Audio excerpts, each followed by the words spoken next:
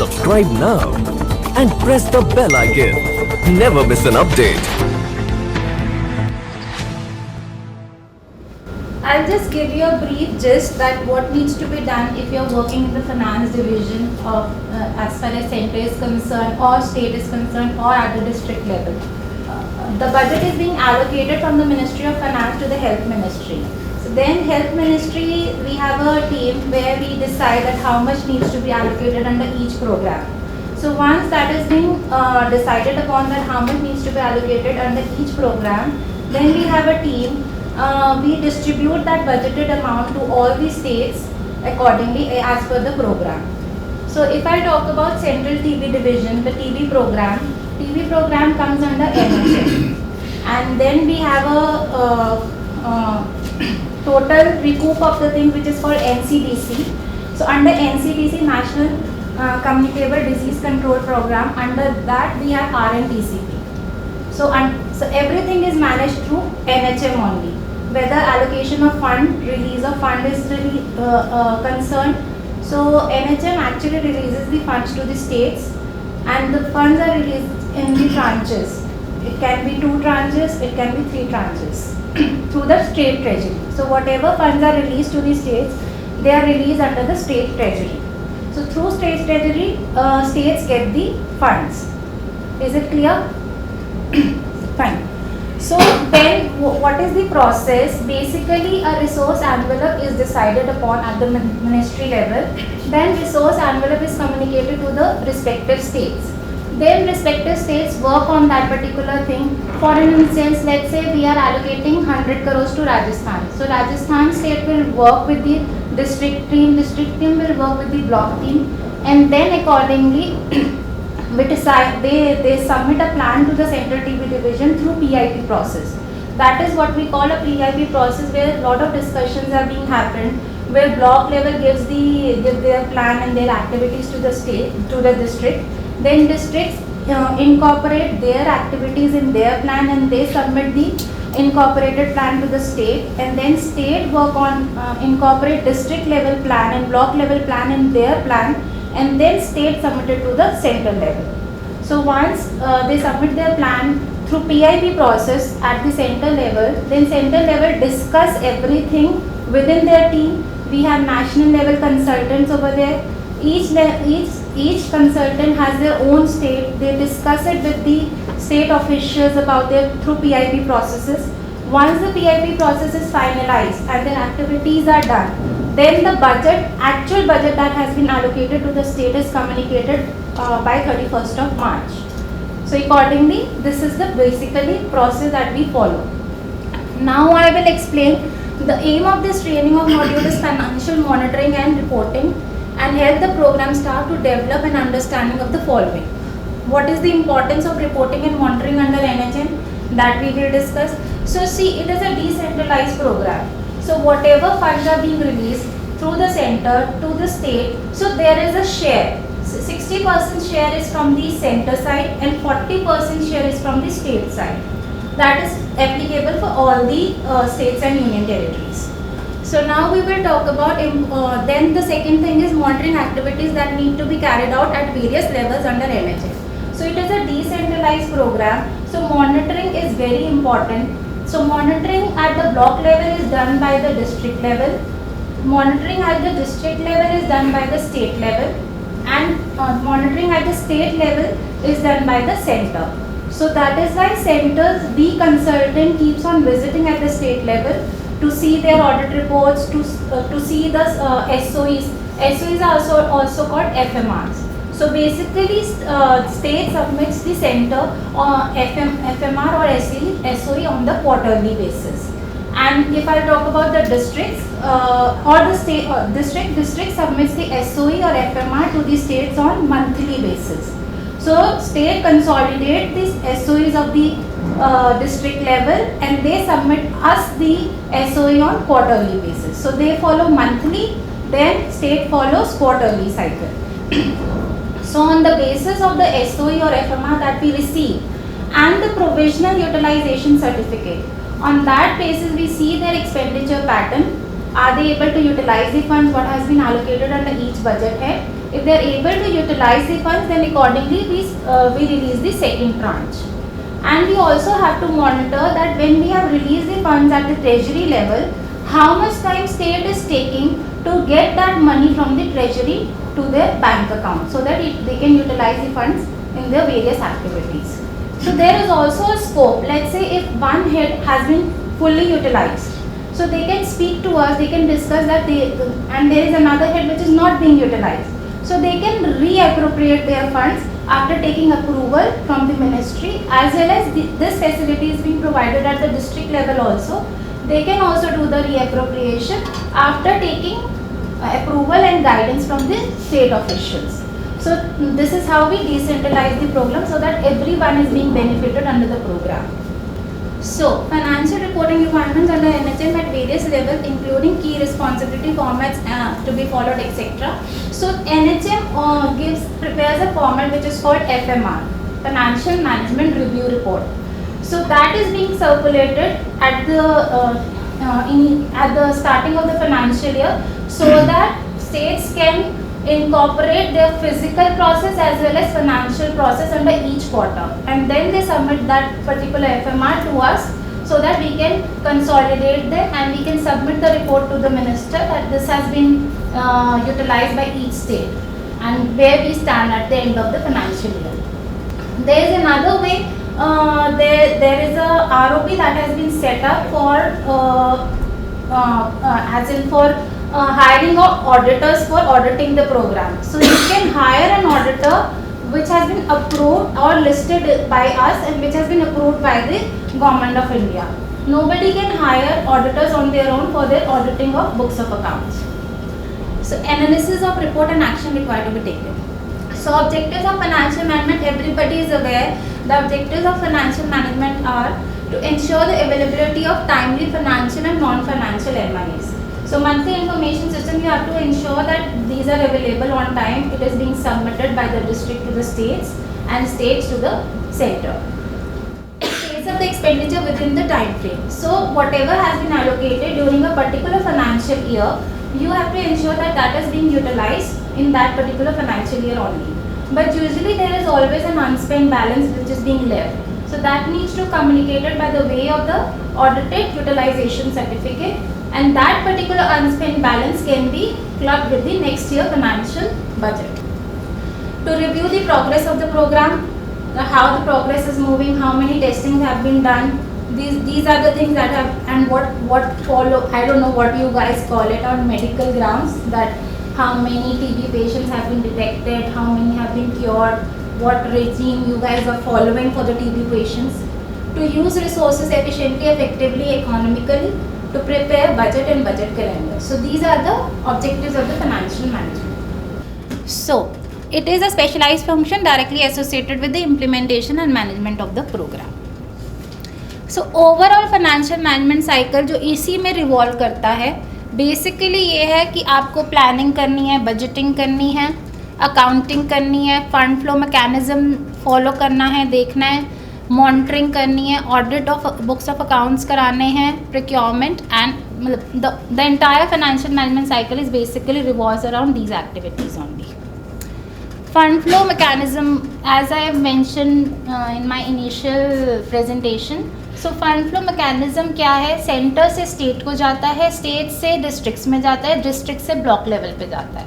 Same way if I talk about the reporting, so reporting में हम downward approach follow करते हैं, which is blocks अपना सारा स्टेटस जो भी एक्सपेंसेस का डिस्ट्रिक्ट्स को देती है, डिस्ट्रिक्ट अपना इनकॉर्पोरेट करके उसके अंदर स्टेट को देता है, स्टेट अपना लेवल का एक्सपेंडिचर उसमें डाल के सेंटर को देता है. So that is how funds are flowed from top to down and reporting is done from this to this.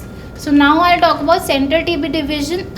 Funds release in 2 to 3 instalment, I said tranches में release होता है on the basis of receipt of SOE. जो आपने पैसा आपने खर्च किया है उस बेसिस पे आपको फंड्स रिलीज़ हो जाएगा. देन स्टेट से डिस्ट्रिक्ट में होता है. सो फंड सिमिलरली स्टेट भी डिस्ट्रिक्ट को तभी रिलीज़ करेगा on the basis of districts are able to utilise funds और no. So how we will know that districts are able to utilise? Through the SOE only. If I talk about the downward approach, district अपना plan state को submit करेगी कि वो क्या इस financial year में अपनी एक्टिविटीज़ प्लान कर रहे हैं. देन स्टेट अपने प्लान और बजट सबमिट करेगी सेंटर को कि these are the activities that we are planning to do in this particular financial year and we need this much of funds for financing our activities. If I'll talk about the reporting fund flow mechanism, I said center to state, state to district, and district to block level. And the reporting format would be on the basis of the SOE.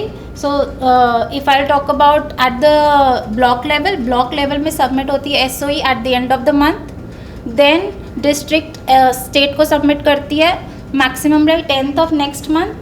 And then state submit करती है centre को quarterly basis पे. PIP क्या है? PIP as I said कि एक communication और guidelines भेजी जाती है जिसमें हम स्टेट्स को बताते हैं उनका रिसोर्स एनवेलप कितना है. जो ministry of finance health ministry को बजट एलोकेट करती है वो बजट डिफरेंट प्रोग्राम्स में डिवाइड होता है और जितना डिवाइड होता है उसके बाद हम डिस्कशन करते हैं कि कौन सी स्टेट को कितना हमको रिसोर्स एनवेलप देना है, कितना पैसा देना है उनको इस ईयर में, वो हम कम्युनिकेट करते हैं स्टेट्स को. So which is done by 10th of December. Preparation of district health plans based on inputs from gram panchayat. So district health plan मतलब डिस्ट्रिक्ट अपने ब्लॉक लेवल पे अपनी ग्राम पंचायत से डिस्कस करके अपना एक प्लान बनाता है. वही प्लान वो अपने स्टेट वालों को देता है.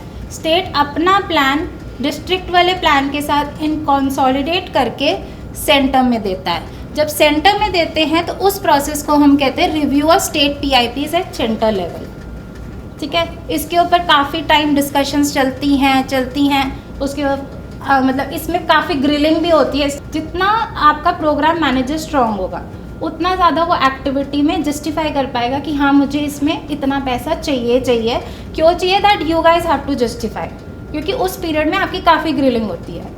सो PIP प्रोसेस हमारी चलती है जनवरी टिल 15th of February. ये पूरा टाइम सारी जितनी भी 36 स्टेट्स हैं उनके साथ डिस्कशन करते हैं हमारे NHM के कंसल्टेंट्स, हमारे ऑफिसर्स. देन फाइनली डिसाइड होता है कि कौन सी स्टेट को फिर उसके बाद finalisation of discussion at NPCC meetings होती हैं, उसमें फाइनलाइज हो जाती है PIP कौन सी स्टेट को कितना पैसा फाइनली मिल रहा है.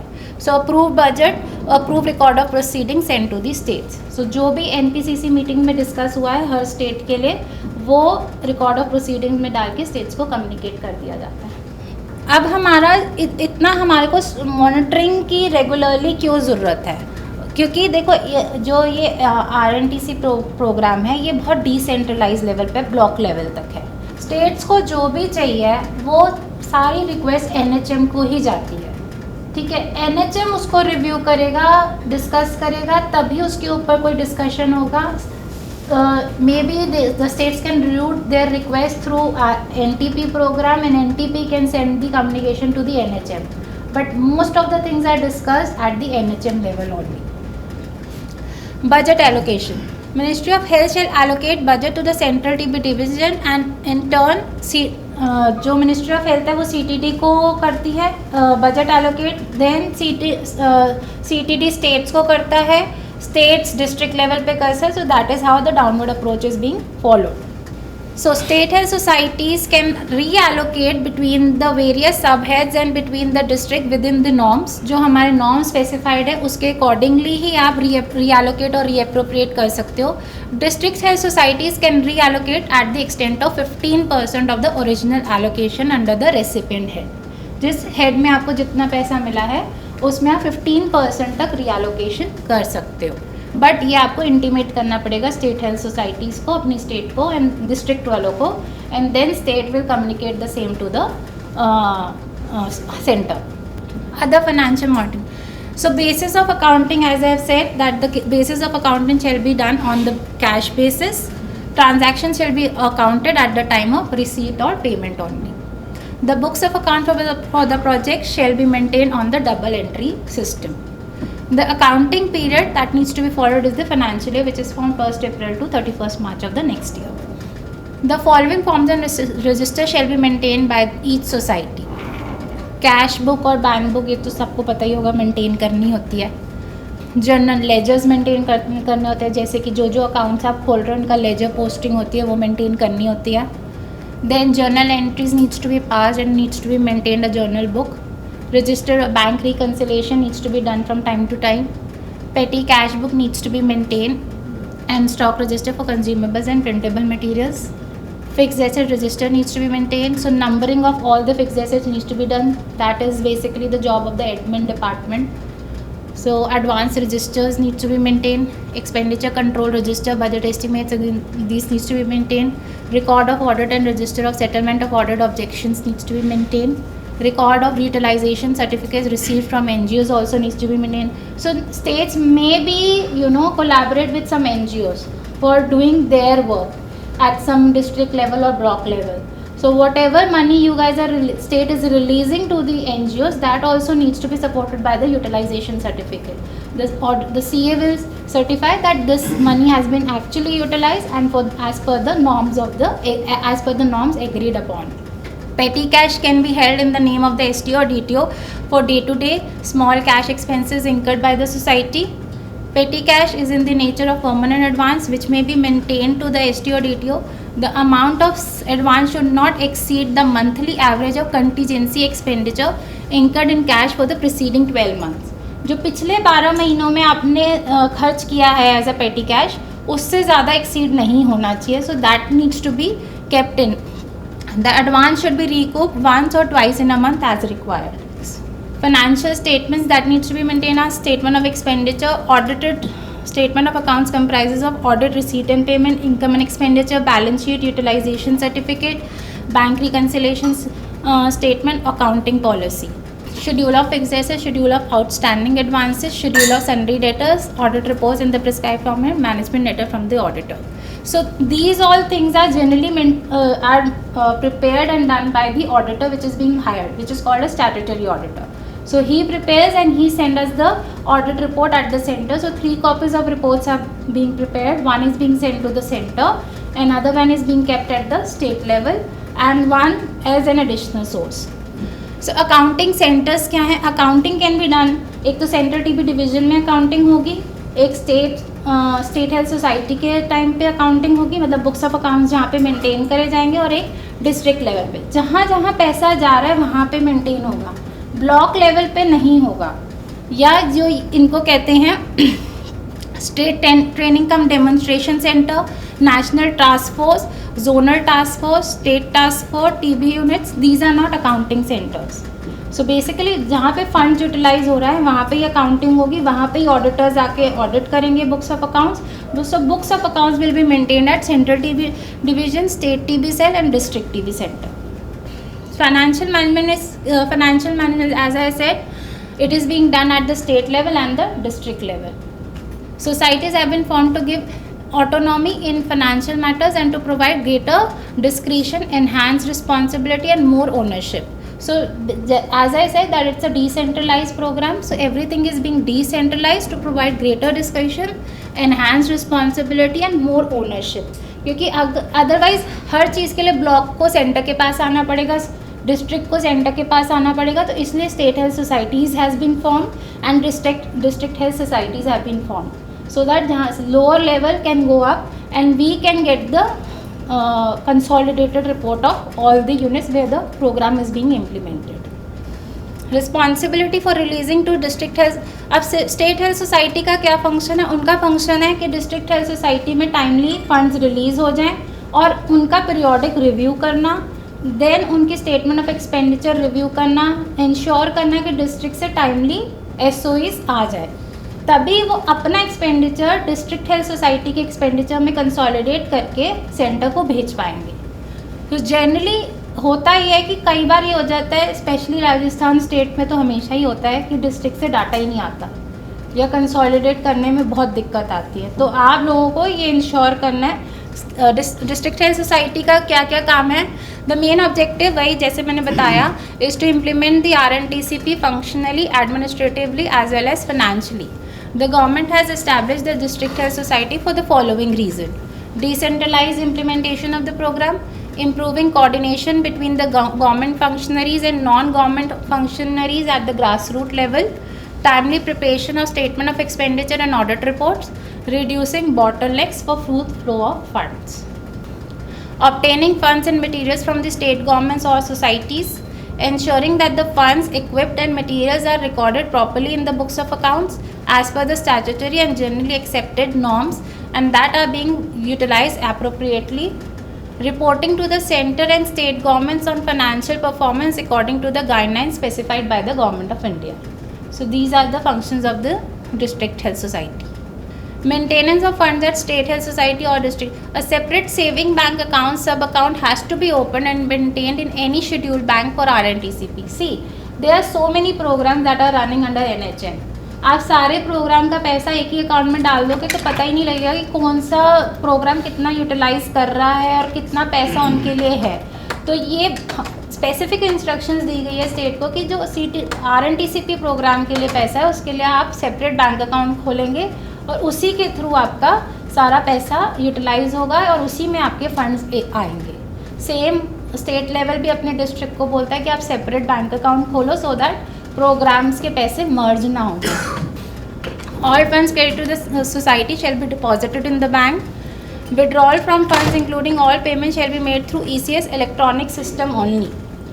सो इलेक्ट्रॉनिक सिस्टम नाउ, पहले क्या प्रोसेस होता था, हम चेक्स फॉलो करते थे जिसमें 2 लोगों के साइन होते थे कोई भी पेमेंट करने से पहले. अब for that we have developed software called, मतलब हमने नहीं, मिनिस्ट्री ऑफ फाइनेंस ने, CAG ने डेवलप किया है PFMS, public financial management system. उसी के थ्रू सारी ट्रांजैक्शन होती हैं, उसी के थ्रू फंड्स रिलीज होते हैं, उसी के थ्रू इवन वेंडर्स को, इवन बेनिफिशरीज को PFMS के थ्रू ही पैसा दिया जाता है. Unspent balance of the after closure of the financial year may be carried forward to the next financial year. Mechanism of flow of funds. Amount of GIE release would depend upon annual action plan of the state and budget allocation by the Government of India. Unspent balance available with the state as a whole, including fund in DTCS, projected requirement, release of state share. अच्छा, ये भी हमारे को ध्यान रखना होता है जब सेंटर रिलीज़ करती है पैसा कि स्टेट वालों ने स्टेट शेयर दिया है कि नहीं दिया. अगर स्टेट शेयर नहीं देगा तो सेंटर भी रिलीज़ नहीं करेगा. So we have to ensure कि स्टेट गवर्नमेंट से स्टेट हेल्थ सोसाइटी को उनका शेयर मिले. Mechanism of fund flow of funds. Fund will be release to the state treasury in 2 or 3 instalments through treasury only. First installment up to 75% of the central allocation as per the Government of India approvals on submission of provisional utilization certificate and financial management reports. और पिछले साल की जो आपने FMR या utilisation certificate submit किया उसके basis पे ही आपको 75% of the resource allocation release होता है स्टेट्स को. That is it clear. अगर आपका अनस्पेंड बैलेंस ही पिछले साल का इतना ज़्यादा बचा हुआ है तो आपको 75% of the resource allocation release होगा ही नहीं. फर्स्ट इंस्टॉलमेंट के लिए हम पिछले साल का देखते हैं ऑडिट रिपोर्ट और FMR देखते हैं अप्रैल टू सितंबर की कि कितना आपने खर्चा किया है. नेक्स्ट इंस्टॉलमेंट हम रिलीज़ करने के पहले देखते हैं अक्टूबर टू मार्च में on receipt of audit report of the preceding year, क्योंकि तब तक ऑडिट रिपोर्ट आ जाती है, CA ऑडिट करके भेज देता है. State Health Society allocates and release fund to District Health Society dependent upon their individual performance requirement on quarterly or 6 monthly basis. So State Health Society का भी क्या काम है, District Health Society की परफॉर्मेंस को रिव्यू करना quarterly basis पे और बाई एनुअल बेसिस पे. इट डिपेंड्स अपॉन कि आपके सीनियर्स क्या आपको कहते हैं कि कैसे रिव्यू करना है, कौन सी डिस्ट्रिक्ट. अगर डिस्ट्रिक्ट अच्छी परफॉर्मिंग डिस्ट्रिक्ट है तो आपको साल में 2 बार कर लो. अगर हाँ इश्यूज़ हैं डिस्ट्रिक्ट में, टाइमली रिपोर्ट्स नहीं आती, कुछ प्रोग्रेस नहीं हो रही तो आपको क्वार्टरली उनको रिव्यू करना पड़ेगा. State Health Society shall be responsible for headwise allocation of funds to the district and to ensure that the activities under the program are implemented smoothly and without any interruption. जैसे centre state के लिए करता है ऐसे state के लिए district उनका baby है, समझ लो. District societies will ensure disbursement of funds for various activities and to entities like NGOs, PPs, medical colleges, etc. as per their intended activities and action plans. So जो शुरू में action plan PIP के time पे submit हुआ है उसके accordingly state वाले भी डिस्ट्रिक्ट को टाइमली फंड्स रिलीज करते रहेंगे as per their budget heads. The state society is empowered to reallocate budgetary allocation between the various subheads and between the districts. However, revised allocation should be continue to comply with the norms issued by the Center TB division for each of the subheads. District societies can also reallocate up to the maximum extent of 15%. So, एक budget head में अगर आपका ज़्यादा utilise हो रहा है और दूसरे में बिल्कुल नहीं हो रहा या आधा हो रहा है तो उसका 15% आप उसमें डाल सकते हो. But you guys have to intimate the same thing to the centre. 15% तक तो आप करोगे रीअप्रोप्रिएट तो कोई प्रॉब्लम नहीं है, कोई कुछ नहीं बोलेगा आपको. Just have to inform that we have done this. Standard norms and guidelines prescribed by the Center TV division should be strictly adhered to. Budget should be prepared for each head for each district, STDC and STC, keeping and considering the actual requirement and realistic expenditure to be incurred by them and not merely on eligibility criteria. See, let's say कोई district वो eligible है 10 करोड़ के लिए, but उनका पिछले साल का expenditure ही या पिछले क्वार्टर का एक्सपेंडिचर वो सिर्फ 1 करोड़ ही यूटिलाइज कर पाए हैं, तो on the mere of just eligibility you will not release the funds to them. You will see their actual performance on real time basis. Budget must be prepared as per the financial year which is 1 April to 31 March. Responsibility of controlling officer. अब controlling officer की ये basic ही है कि क्या जो control कर रहा है उसकी क्या होगी रिस्पॉन्सिबिलिटी कि फ़ंड सही से यूटिलाइज हुए, जिस पर्पस के लिए एलोकेट हुआ उसी पर्पस के लिए यूटिलाइज हो, टाइमली यूटिलाइज हो, within the time frame utilise हो. तो बेसिकली वही expenditure should not exceed the budget allocation. Expenditure is incurred for the purpose of which funds have been provided. Expenditure should be incurred in the public interest, किसी का अपना personal interest नहीं होना चाहिए. Adequate control mechanism in department for prevention detection of errors and irregularities. Mechanism और checks contemplated above are effectively applied. So ये सब चीज़ें बेसिक ही होता है जो हम देखते ही हैं. Periodical financial analysis. So financial analysis कैसे करते हैं. The state and central finance officials need to carry out certain financial analysis to understand the utilisation level and progress of the programme implementation.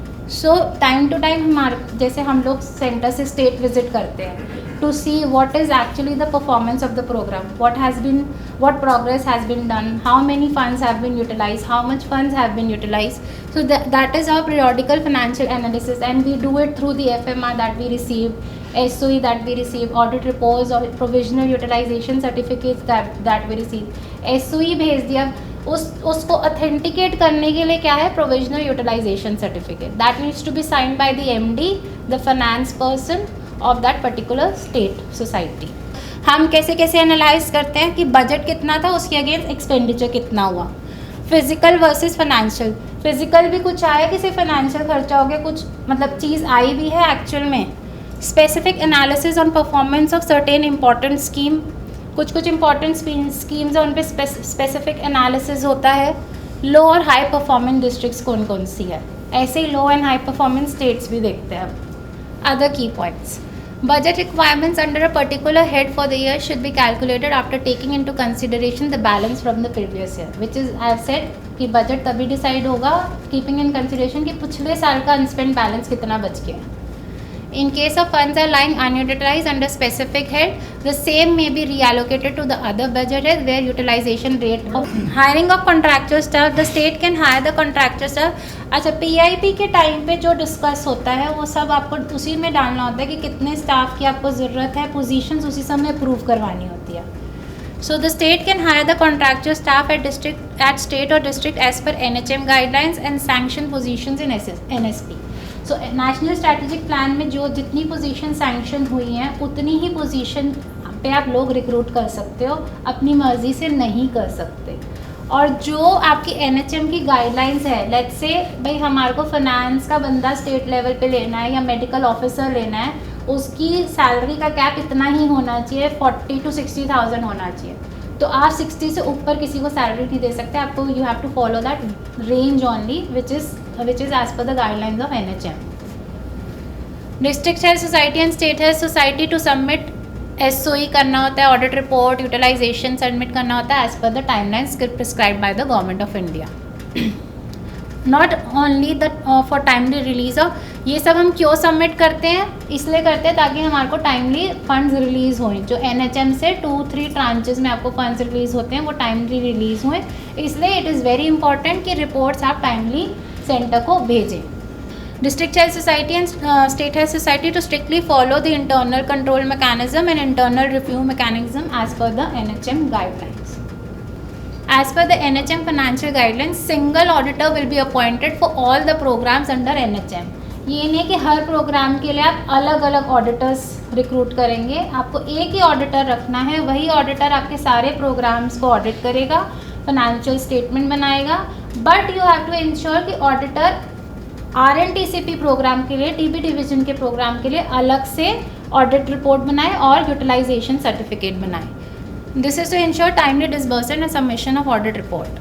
All District Health Society and State Health Society to strictly follow the procurement procedures laid down in the procurement manual. जो procurement manual में procedures लिखे गए हैं उसको आपको strictly follow करना है। कोई अपनी तरफ से आप procurement procedures नहीं use कर सकते।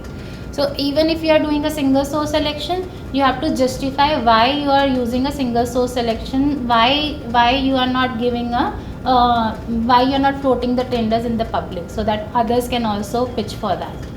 For the purpose of fund allocation, the states have been classified. अब फंड एलोकेशन किस बेसिस पे होता है? लार्ज स्टेट कौन सी है? On the basis of population we decide. Medium state कौन सी है? जिनकी पॉपुलेशन बिटवीन 10 to 30 मिलियन है। स्मॉल स्टेट कौन सी है? जिनकी पॉपुलेशन लेस देन 10 मिलियन। इसी बेसिस पे फंड एलोकेशन होता है। So PFMS as I said, अब जो भी होता है सब कुछ थ्रू PFMS होता है। Government is very adamant on this particular thing कि हमारे को PFMS ही फॉलो करना है, क्योंकि PFMS इसलिए भी अच्छा है गवर्नमेंट के लिए कि हम एक क्लिक पे देख सकते हैं कि डिस्ट्रिक्ट लेवल पे क्या परफॉर्मेंस हो रही है। किसी भी स्टेट पे हम क्लिक करके देख सकते हैं कि रियल टाइम पे वो कहाँ स्टैंड कर रहे हैं, कितना उनको एक पर्टिकुलर हेड में बजट एलोकेट हुआ था और उन्होंने कितना यूटिलाइज़ किया है। एंड इसमें ये होता है कि अब PFMS को हमने और एनलार्ज कर दिया उसका स्कोप कि डायरेक्ट बेनिफिशियरी को हम पेमेंट कर सकते हैं। तो what is PFMS? PFMS is public financial management system. It is a web-based online software application developed and implemented by the Controller General of Accounts, Department of Expenditure, Ministry of Finance, Government of India. So Ministry of Finance ने through CAG ये portal बनाया है। It is a web-based portal जिसमें आप you just need an internet ID and password और आप सब उसके थ्रू ही कर सकते हो। Scope and objective of PFMS. PFMS 2009 में स्टार्ट हुआ था। इनिशियली ये सिर्फ 4 स्टेट्स में इसको रूल आउट किया गया था टू सी कि कैसा होता है, चल भी पाता है ये कि नहीं चल पाता, बट सक्सेसफुल हुआ उन 4 स्टेट्स में। इसलिए अब ऑल ओवर कंट्री में PFMS स्टार्ट हो चुका है since 2009 with the objective of tracking funds release under all plan schemes of government of India. जो भी स्कीम होगी गवर्नमेंट ऑफ इंडिया की उसमें PFMS के थ्रू ही पैसा रिलीज़ होगा।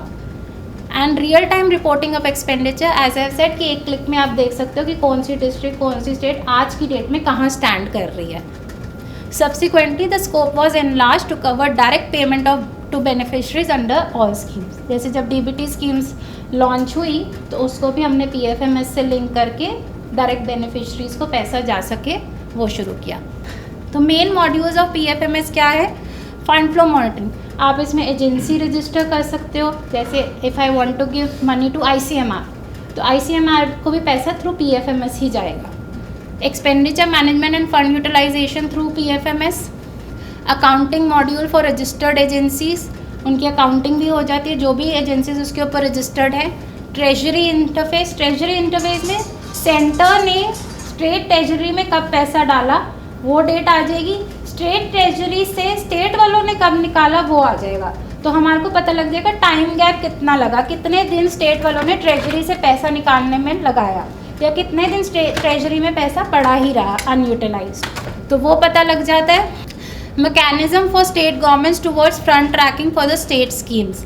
स्टेट गवर्नमेंट आप ट्रैक भी कर सकती है जो स्कीम्स उनकी चल रही है उसमें क्या हो रहा है, उनकी स्कीम में कैसे फंड यूटिलाइज हो रहे हैं। Monitoring of external aided projects. External aided component as I have said कि उसका भी एक हेड क्रिएट कर दिया जाता है। वर्ल्ड बैंक की ग्रांट का, ग्लोबल वर्ल्ड बैंक के लोन का, ग्लोबल फंड की ग्रांट का, तो उसको भी इसी के थ्रू रूट किया जाता है कि एक्सटर्नल एडेड प्रोजेक्ट्स जो हैं वो कहाँ स्टैंड करते हैं आज की डेट में, कितना यूटिलाइज हुआ है as per the allocated amount. Direct benefit transfer DBT modules, so इसमें PAO to beneficiaries, agencies to beneficiaries, treasury to beneficiaries. अगर directly principal and accounts officer can transfer to the beneficiaries, agencies can also directly transfer to the beneficiaries, and state treasuries can also directly transfer to the beneficiaries.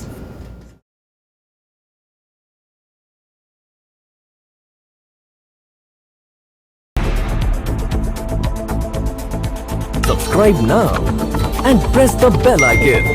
Never miss an update.